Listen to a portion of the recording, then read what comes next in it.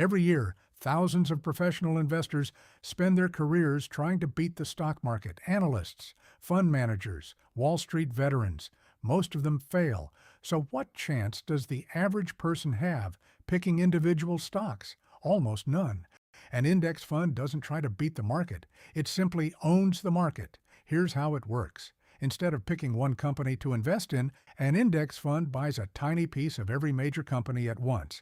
The S&P 500 Index Fund, for example, tracks the 500 largest companies in the United States. Apple, Microsoft, Amazon, Google, all of them in one single investment. When those companies grow, you grow with them. When one company struggles, the other 499 carry you. You are never betting on one horse. You are betting on the entire race. Here's why this matters.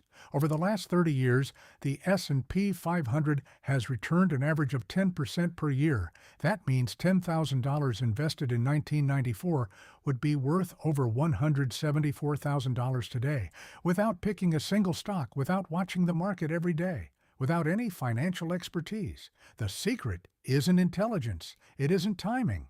It's one thing: time in the market. The longer you stay invested, the more compounding works in your favor. Every year builds on the last, quietly, automatically, relentlessly. Most people think investing is complicated. They think you need to know something others don't. You don't. The most powerful investment strategy in the world is also the simplest. Buy an index fund. Add money every month. Don't touch it. That's it. No stock tips, no market timing, no financial advisor required. Just time doing its job.